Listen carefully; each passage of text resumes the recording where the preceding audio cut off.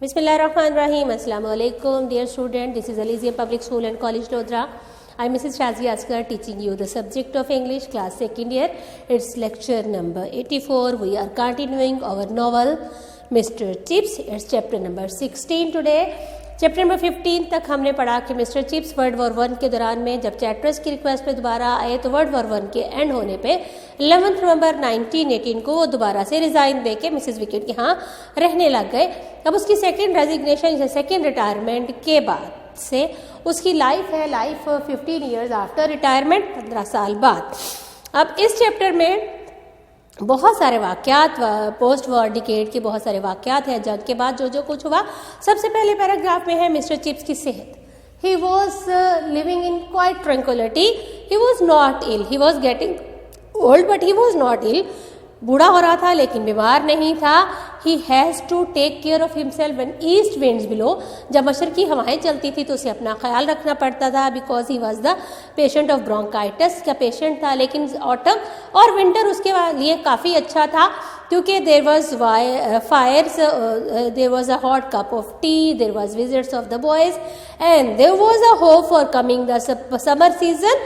मौसम गर्मा के आने की उम्मीद थी। विंटर भी अच्छी थी उसके लिए, ऑटम भी अच्छी थी। आग के आगे बैठता था, चाय पीता था, नॉवेल्स पढ़ता था, लड़कों से मिलता था। बहरहाल समर सीजन जो है वो उसको बेस्ट होता था उसके लिए, क्योंकि समर सीजन में वो बाहर भी घूमता फिरता था और उसकी चेस्ट जो है वो ठंड की वजह से, गर्मी की वजह से, ठंड ना होने की वजह से उसकी चेस्ट भी ठीक रहती थी। लेकिन आपको यहाँ बताया गया है इस पैराग्राफ में कि सेकेंड रिटायरमेंट के 15 साल बाद तक भी वो हेल एंड हेल्थी था, सेहतमंद था, तंदुरुस्त और तवाना था। सिर्फ ठंड के मौसम में उसे अपना थोड़ा ख्याल रखना पड़ता था। Autumn and winter were not really bad. He liked the most. He enjoyed the visit of old boys. अब वो मिसेस विकेट के यहाँ रह के अभी भी पुराने लड़कों की मुलाकातों से बहुत लुत्फानंदोज होता था। If too many come at the same time, he feel little tired. बहुत से लड़के अगर मिलने आ जाते थे तो वो काफ़ी थका हुआ महसूस करता था। But he really didn't mind it. वो इसको माइंड नहीं करता था, बुरा नहीं मनाता था। It was his playful activity to meet the old boys because afterward when the boys leave he could have the rest. वो आराम कर सकता था बाद में, उसके पास कोई एक्टिविटी नहीं थी तो वो ओल्ड बॉयज़ को याद करता रहता था। ग्रेगसन को उसने याद किया था और मिसेस विकेट, आपको ग्रेगसन याद है, ऑलवेज लेट, हर काम में लेट होता था और मजाक में कहता है, उसे कहा भी, I hope you will be late in getting old. तुम बूढ़ा होने में बहुत टाइम लगा दोगे यार, जिस तरह बाकी बहुत सारी चीज़ों में तुम हमेशा लेट हुआ करते थे। उसके बाद पोस्ट वार डिकेड है, जो जंग के बाद का अशरा था 10 साल का, वो क्या था, उसमें ये गुजरा था clutter of change and mall adjustment. Mall adjustment का मतलब था एडजस्ट ना होना।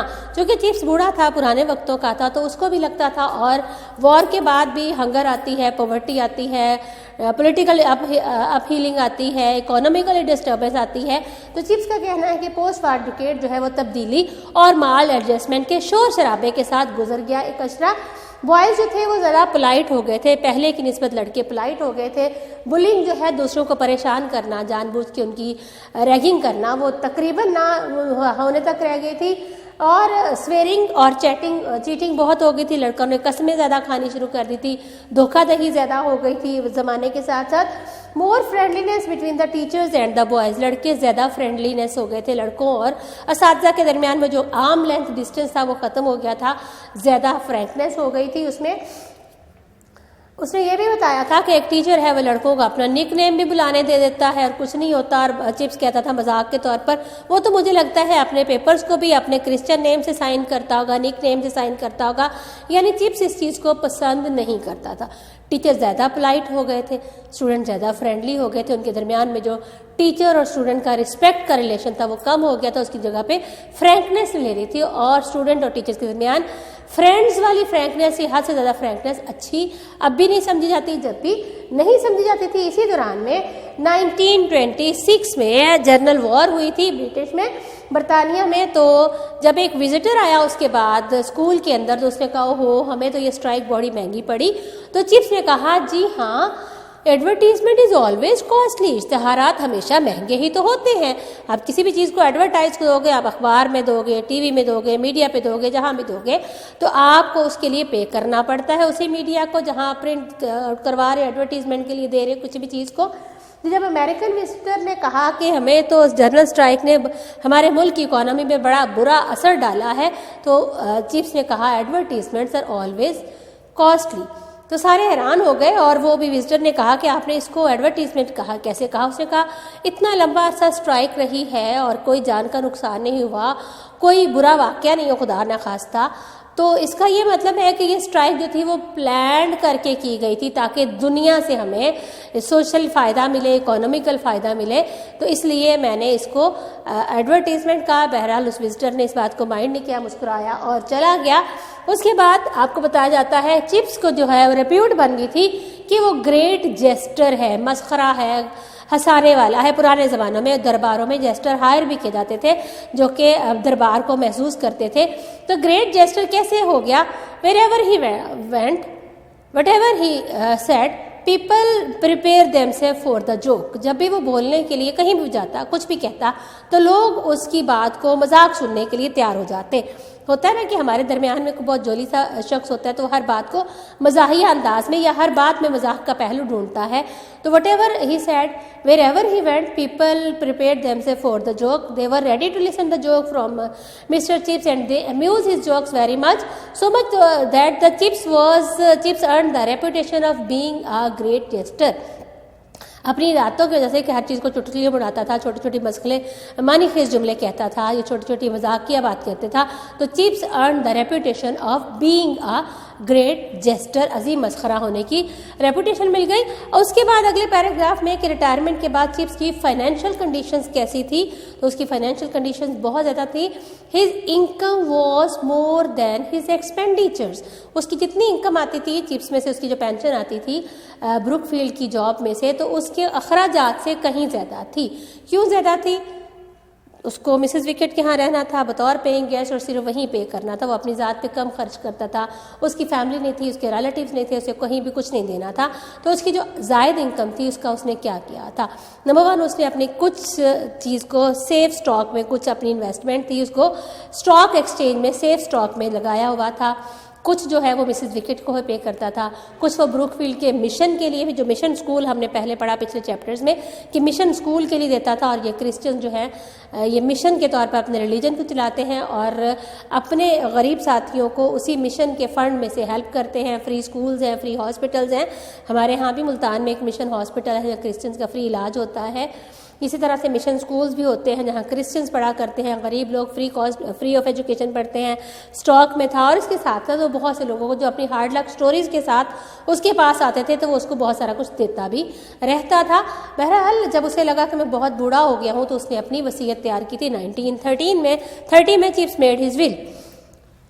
चिप्स ने अपनी विल में क्या किया? उसने लिगेसीज छोड़ी थी मिसेस विकेट के लिए और मिशन के लिए, और बाकी जो सारा कुछ था उसने उससे स्कूल में एक ओपन एंट्रेंस स्कॉलरशिप की बुनियाद रखी थी जिससे नए दाखिले लेने वाले फ्री स्कॉलरशिप पे नए ब्रुकफील्ड में दाखिल हो सकते हैं 1913 में। और 1931, 1932 फिर वो छोटे छोटे मजाक प्ले फील्ड में चलता जाता था। लड़के भाग के आते थे, चिप्स से कोई ना कोई बात करते थे just to tell other about Chips new. Chips की कोई नई चीज़, कोई नई बात, छोटी मोटी बातें करते थे। Sir what do you think war is going to end, what do you think what should we do with the Germans etcetera. और छोटी छोटी बातों के जवाब में इतने मज़े के लतीफ़े, इतनी मज़े की बातें बताते थे कि वो लड़का बड़ा खुश होता था। आज सुबह मैं चिप्स से मिला, चिप्स से मुझे ये कहा और मैंने जाकर ये सारा कुछ बाहर यूँ बताया। तो चिप्स जो है वो अपने मुल्क से बाहर भी नहीं जाता था। एक मरतबा उसका कहीं बाहर जाना हुआ और वहाँ उसको ठंड लग गई तो उसने कहा अगर मैंने मरना ही है तो मैं अपने मुल्क की सर्दियों में ही मरूंगा, मैं बाहर जाके क्यों मरूं। इसी तरह चिप्स जो था वो एट द सेम टाइम अपने छोटे बच्चों से उम्र में ज़्यादा तजर्बाकार था और तजर्बे में ज़माने के लिहाज से वो कम तजर्बाकार था। भैया एक वक्त तो एक लड़के ने जल्दी जल्दी पूछा, सर क्या आप कभी वोल्टिज़र गए हो? तो उसने कहा ये क्या होता है? तो उन्होंने बताया कि हम लोग वोल्टिज़र गए थे, छोटा सा म्यूजिकल ऑर्गेनाइजेशन है। कहता अच्छा ओ अल्लाह, मैंने तो इसको इश्तहार पे देखा, मैं समझा कोई सॉसेज होगी, कोई चटनी होगी।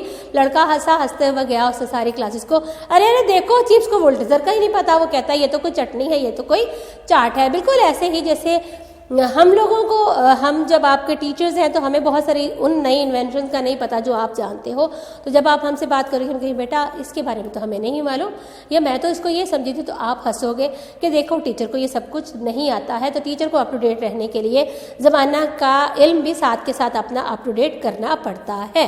This is all about reading of mister chips chapter number 16। आपको इसकी रीडिंग करनी है बहुत केयरफुली और इसके सिनोनिम्स को बहुत ही गौर से आपने याद कर लेना है। आइए अब हम देखते हैं कि इसकी एक्सरसाइज के कौन कौन से क्वेश्चंस हैं जो हमारे बोर्ड के एग्जाम्स में आ सकते हैं। क्वेश्चन का नंबर लिखा हुआ है, क्वेश्चन लिखा है, आपने बुक से उसके आंसर्स याद करने हैं। मैं आपको थोड़ा थोड़ा एक्सप्लेन करती चली जाती हूँ। क्वेश्चन नंबर 1 है, what was physical condition of Chips 15 years after retirement. Retirement के 15 साल बाद उसकी फिजिकल कंडीशन कैसी थी। Chips was quite hale and healthy 15 years after retirement. He was old but not ill and it was all season suited him but he has to take care of himself when the eastern winds blow. Chips काफ़ी सेहतमंद था, तंदुरुस्त तवाना था, बूढ़ा हो रहा था लेकिन बीमार नहीं था। सर्दियों में उसे कभी कभी अपना ख्याल रखना पड़ता था। Next is how did chips feel in different season after his retirement. Retirement के बाद मुख्तलिफ सीजन्स में वो कैसा फील करता था, तो हमने पढ़ा ही like autumn and winters were not really bad for him. He has to take care of himself when the east wind blows, but it was the summer season that he liked the most. Summer season उसे सबसे ज़्यादा पसंद आता था। Autumn और winter में वो आग के आगे बैठा रहता था, लेकिन जब हवाएं चलने का मौसम होता था तो वो उसको थोड़ा टेंशन देता था, उसे अपना ख्याल रखना पड़ता था। Number 6, what happened to Chips when too many old boys visited him. जब बहुत सारे पुराने लड़के स्कूल के पुराने स्टूडेंट उसको मिलने आते थे तो क्या आता था। Chips enjoyed their company. When too many old boys visited Chips he get tired but he really didn't mind it because he can take the rest afterward. बहुत सारे लड़के जब आते थे तो चिप्स उनकी विजिट्स को एंजॉय करता था, माइंड नहीं करता था। जब वो थक जाता था, अक्सर वो थक जाता था, बहुत ज़्यादा लड़के इकट्ठे आते थे तो वो बाद में रेस्ट कर लेता था। Next is what minor changes occurred in Brookfield during the post war decade. छोटी छोटी जो तब्दीलियाँ हुई थी वो क्या थी पोस्ट वॉर डिकेड में। There was clutter of change and maladjustment. The boys were politer, bullying was non existence, there was more swearing and chatting and there was more friendliness between the teachers and the students। ये छोटी छोटी तब्दीलियाँ तो जो Brookfield के अंदर हो गई थी जंग के 10 साल बाद। Next is question number 14, what did Chips say to the American visitor after general strike. General strike के बाद जब अमेरिकन विजिटर ने आया तो American visitor said that general strike cost the country very much. Chips said advertisements are always costly. जब American visitor आया उसने कहा कि स्ट्राइक से मुल्क को बड़ा नुकसान हुआ है, तो चिप्स ने कहा बहुत भारी या महंगी पड़ी है ये स्ट्राइक। जनरल स्ट्राइक जो 1926 में हुई, चिप्स ने कहा हाँ इश्तहारात तो हमेशा महंगे ही होते हैं। Chapter number 15, how did Chips earn the reputation of being a great jester. उसने ग्रेट जेस्टर की रेपुटेशन कैसे बनाई। Wherever he went and whatever he said people became ready to laugh. They were ready to listen a joke from him and in this way Chips earned the reputation of being a great jester। जहाँ कहीं वो जाता जो कुछ भी कहता लोग अपने जहनों को मजाक के लिए तैयार कर लेते थे और इस तरह से चिप्स ने अपनी ग्रेट जेस्टर की रेपुटेशन कमा ली। Number 18 was Chips income more than his expenditure. क्या चिप्स की इनकम उसके अखराजात से ज्यादा थी। Yes, Chips' income was more than his expenditures because he could afford each and everything, whatever he wanted। वो जो कुछ चाहता था अफोर्ड कर सकता था। He had saved his money in the stock exchange। He gave some money to the poor and he sent the money to the mission also। Number 8, when did Chips made his will। उसने अपनी will कब बनाई थी 1930 में। what was Chips' will। Chips की will क्या थी। Chips made his will in 1930। Chips ने 1930 में अपनी विल बनाई थी। Except for the legacy to Mrs Wickett and Brookfield school he to the mission. उसने अपनी थोड़ी सी विरासत मिसेस विकेट के लिए छोड़ी, थोड़ी सी मिशन स्कूल के लिए छोड़ी। Except for the legacy to Mrs Wickett and the mission he left whatever he had to found an open entrance scholarship for the Brookfield students. उसने Brookfield के नए आने वाले स्टूडेंट के लिए ओपन एंट्रेंस स्कॉलरशिप की बुनियाद रखी थी। जो कुछ उसके पास था, ये जो कुछ उसके पास से बच गया था, ये सब कुछ उसने अपनी विल में मेंशन किया था। और इस चैप्टर में हमने मिस्टर चिप्स की लाइफ 1932 तक की स्टडी कर ली है।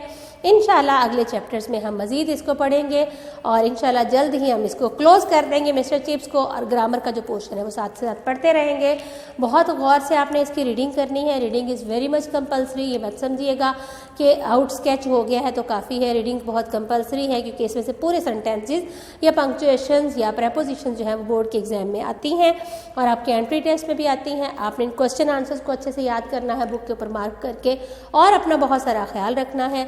इंशाल्लाह अगले लेक्चर में फिर मिलेंगे। Thank you very much. अल्लाह हाफिज़।